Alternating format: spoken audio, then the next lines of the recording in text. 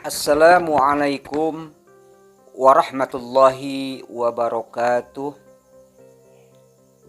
Alhamdulillahi rabbil alamin. Wassalatu wassalamu ala ashrafil anbiya'i wal mursalin wa ala alihi wa ashabihi ajma'in, amma ba'd.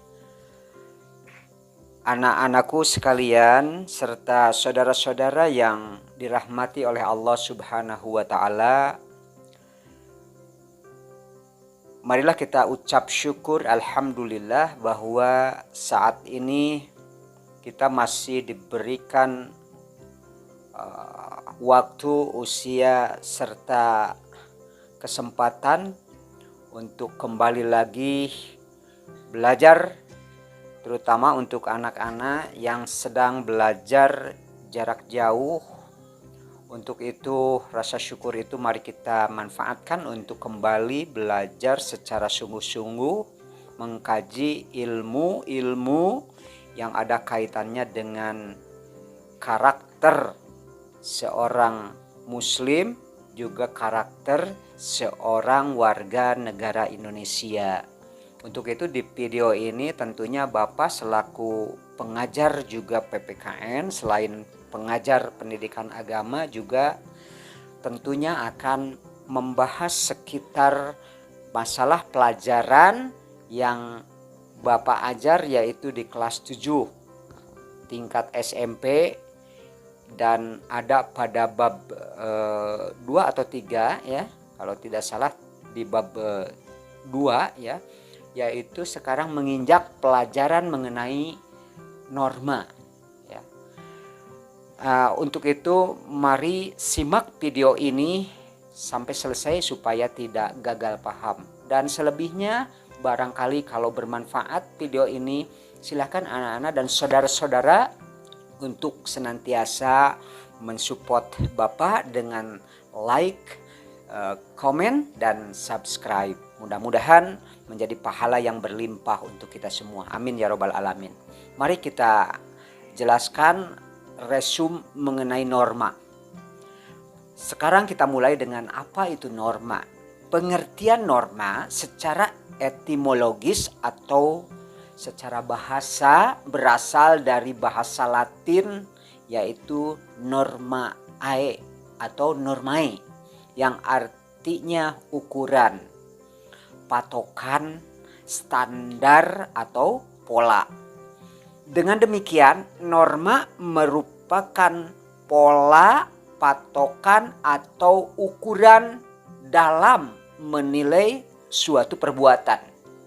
Dengan kata lain, norma adalah petunjuk atau pedoman yang boleh atau tidak boleh dilakukan dalam kehidupan sehari-hari berdasarkan suatu alasan tertentu. Lalu mengapa norma itu ada? Norma itu ada untuk memenuhi kebutuhan masyarakat atau ketertiban, keamanan, dan kedisiplinan. Juga untuk mengatur hubungan yang serasi, ideal, dan romantis antara seseorang sebagai individu dengan orang lain sebagai anggota masyarakat tentunya. Nah, masing-masing individu dengan norma ini diharuskan mentaati norma ya. Walaupun aturan dan ketentuan itu tidak ada secara eksplisit atau tidak ada secara tertulis, namun hanya secara jelas aturan itu tersirat saja dalam aturan yang berlaku dalam sebuah masyarakat. Norma ini, ingat anak-anak, sangat mengikat. Artinya mengikat artinya harus ditaati, harus dilakukan, harus dilakukan dan harus diwujudkan dalam kehidupan kita. bagi setiap manusia yang hidup dalam sebuah lingkungan, maka berlakunya norma ini dalam setiap orang yang hidup dalam lingkungan, berlakulah norma tersebut dan harus ditaati karena sifatnya yang mengikat. Nah, jika tidak ditaati, maka dia tentu akan mendapatkan yang namanya sanksi sosial. Anak-anakku sekalian yang dirahmati Allah, norma merupakan unsur luar dari suatu ketentuan yang mengatur tingkah laku manusia dalam sebuah masyarakat. Sedangkan nilai merupakan unsur dalamnya. Jadi di dalam diri manusia ada yang namanya nilai. Nah, nilai ini mendukung adanya norma tersebut. Jadi ada unsur luar dan unsur dalam yang mendukung terciptanya norma. Jadi unsur dalam itu adalah nilai itu sendiri, yaitu berupa kejiwaan atau unsur yang ada di balik ketentuan yang mengatur tingkah laku tersebut, namanya unsur kejiwaannya ada. Sehingga keduanya antara unsur luar dengan unsur dalam saling berhubungan dan saling kait-mengkait. Nah, pada umumnya anak-anak sekalian, norma ini hanya berlaku dalam suatu lingkungan masyarakat tertentu dan biasa disebut dengan norma sosial. Jadi norma sosial adalah norma yang berlaku dalam suatu lingkungan masyarakat tertentu atau dalam suatu lingkungan etnis tertentu atau misalkan dalam lingkungan suku tertentu. Nah, disebut norma seperti ini, jenis ini adalah disebut norma kesopanan, atau dalam suatu wilayah negara misalkan disebut norma hukum. Namun demikian, ada pula norma yang bersifat universal yang berlaku untuk semua orang dan semua manusia dan semua wilayah, disebut dengan norma agama. Sepertinya misalkan larangan mencuri, membunuh, menganiaya, memperkosa dan lain-lain. Di dalam ajaran Islam, kelakuan atau perbuatan seperti itu ya tentu kategorinya sudah melanggar norma agama Islam kalau untuk orang Islam.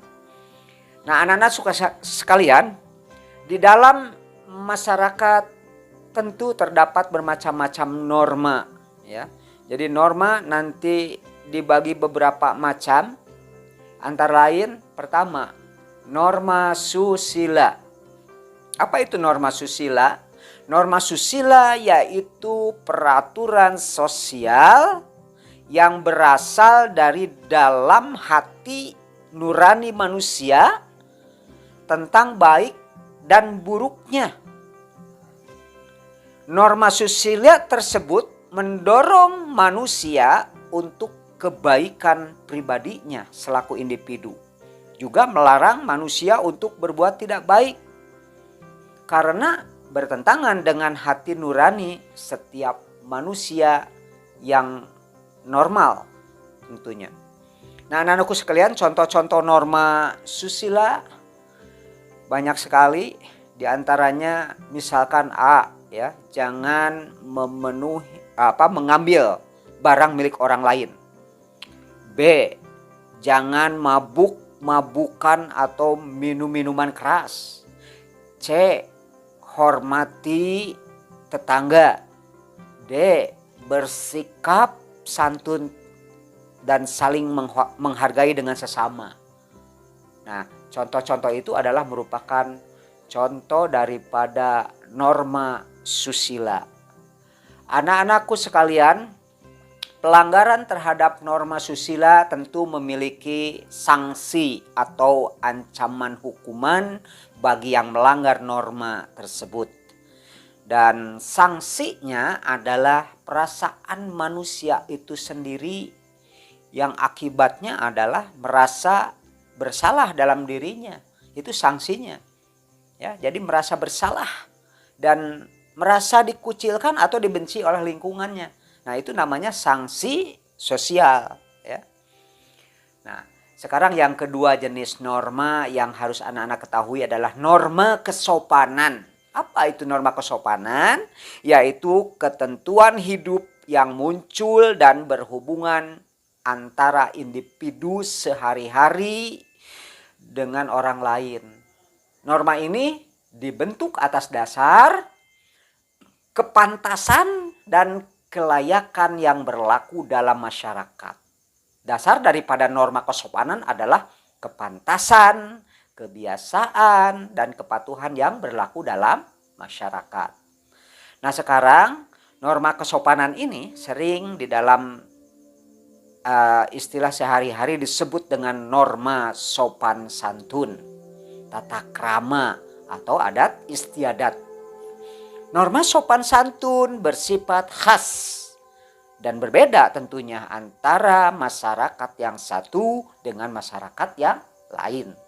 Ya, masyarakat kita yang hidup di Jawa Barat umpamanya sangat berbeda dengan kesopanan atau norma-norma kesopanan yang ada di masyarakat Jawa Tengah, Jawa Timur, dan di Bali misalkan, ya. Nah, itu. Jadi sifatnya lokal. Nah, anak-anak sekalian,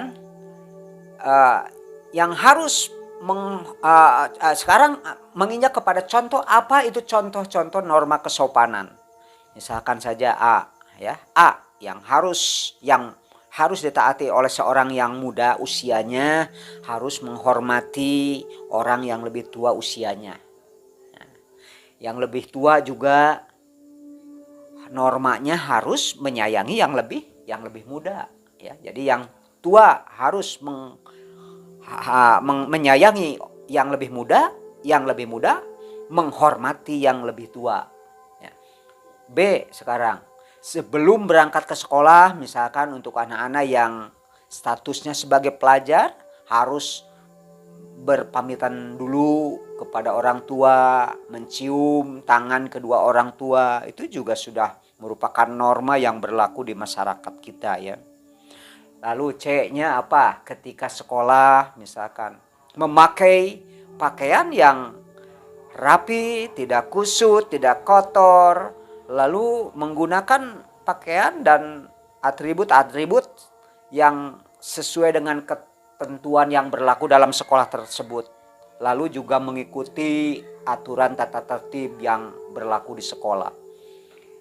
Kemudian D, misalkan, ya, contoh lainnya, jangan membuang sampah di dalam kelas, ya. Nah, itu contoh-contohnya. Lalu mengajak bersalaman dengan setiap orang yang ditemui merupakan contoh penerapan daripada norma kesopanan di dalam masyarakat Indonesia.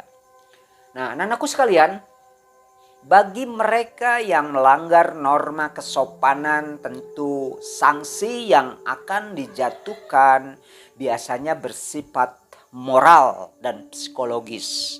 Apa itu moral dan psikologis? Nah, moral itu sifatnya nilai baik dan buruk itu akan jatuh kepada seseorang yang melanggar norma kesopanan, ya.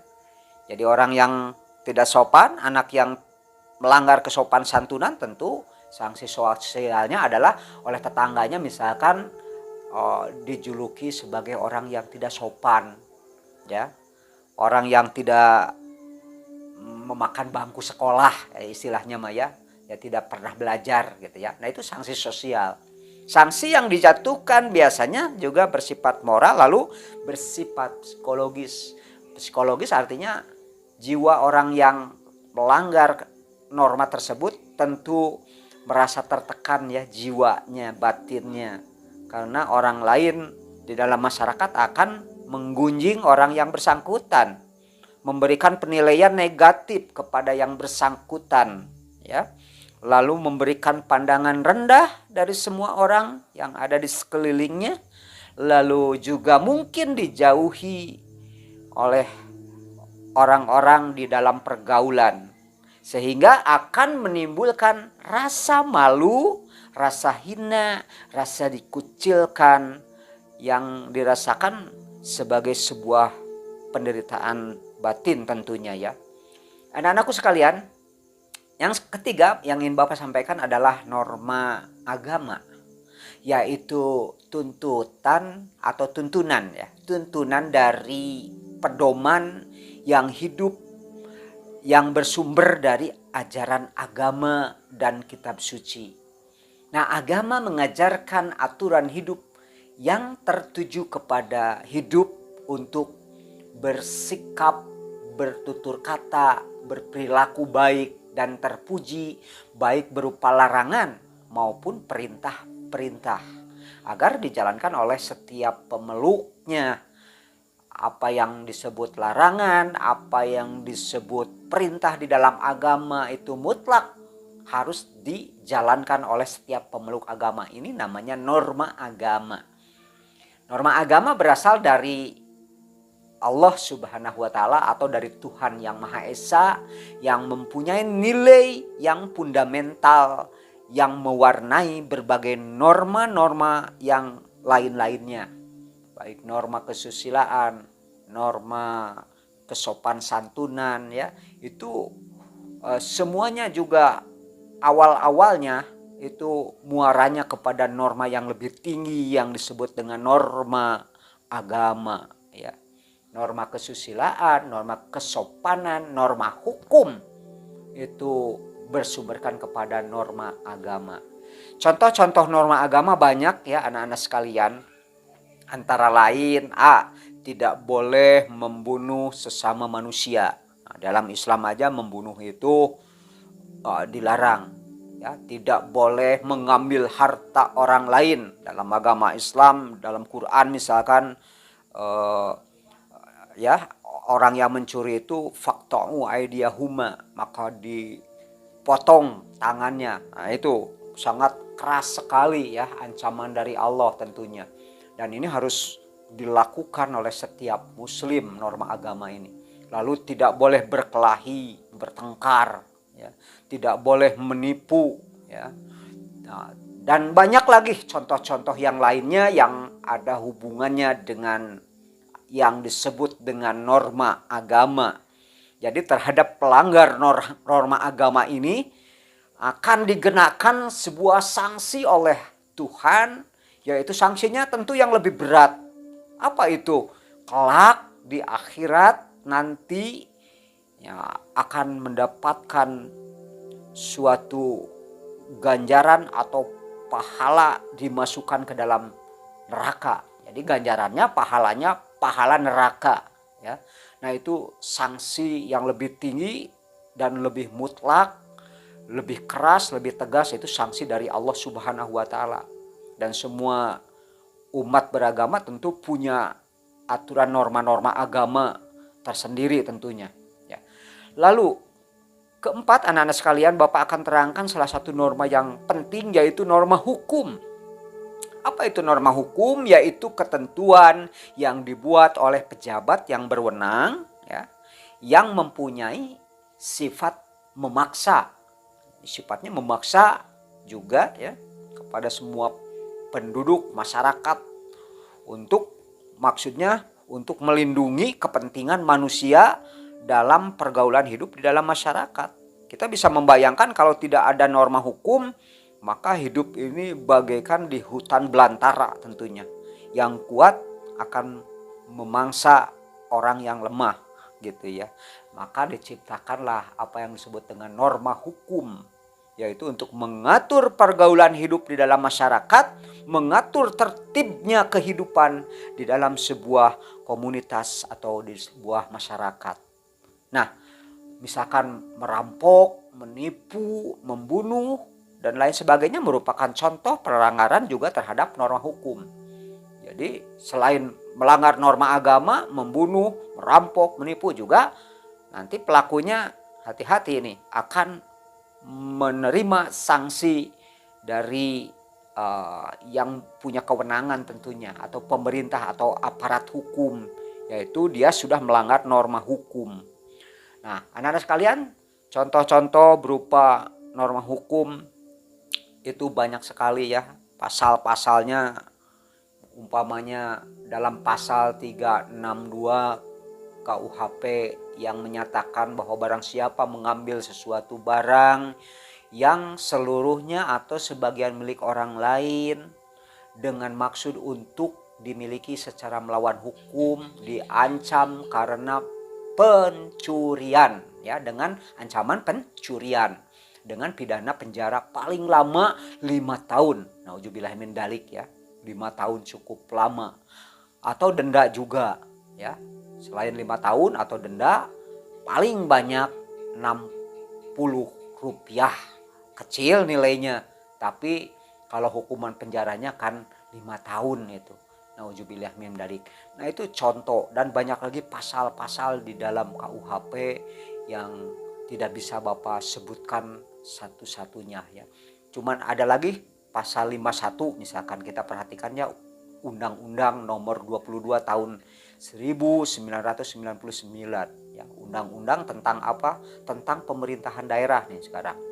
Menyatakan bahwa kepala daerah diberhentikan oleh presiden tanpa melalui keputusan DPRD apabila terbukti melakukan tindak pidana kejahatan yang diancam dengan hukuman 5 tahun atau lebih, atau diancam dengan hukuman mati sebagaimana yang diatur dalam kitab undang-undang hukum pidana. Nah, begitu tegasnya, ya, sanksi hukuman pidana ini, ya. Nah, ini norma hukum, ya, begitu tegasnya. Jadi kalau kita menganalogikan dengan hukum Islam tadi, ya, faqta'u aydiyahuma, dipotong tangannya orang yang mencuri itu, ya. Nah, itu sebetulnya tidak kejam karena undang-undang yang dibikin oleh pemerintah pun begitu, ya, sama. Kalau letter luck-nya, kalau jelasnya sanksinya itu sangat jelas kan, ada hukuman mati.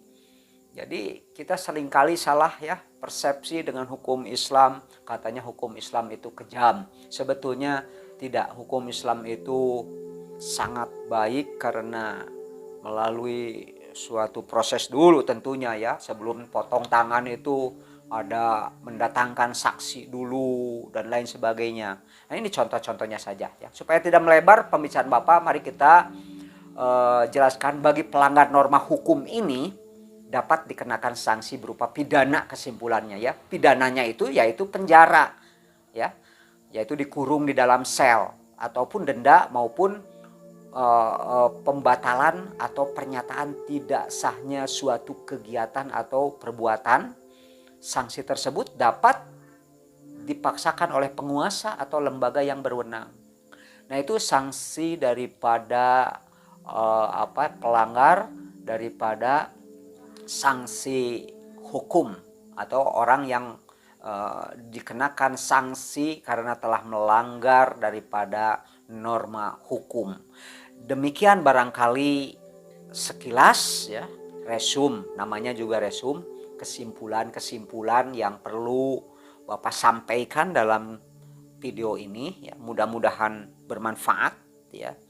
Dan untuk itu tonton terus video Bapak, mudah-mudahan kita mendapatkan kebaikan dan kemaslahatan setelah menonton video yang Bapak sajikan, yaitu dalam bidang pendidikan agama Islam dihubungkan, ya, dengan pembentukan pelajaran PPKN, yaitu pembentukan karakter seorang individu atau manusia Indonesia, warga negara yang baik dan berlaku taat terhadap aturan dan norma-norma. Lebih dan kurangnya mohon maaf yang sebesar-besarnya. Bapak tutup dengan aqulu qauli hadza wastaghfirullah li wa lakum. Wassalamualaikum warahmatullahi wabarakatuh.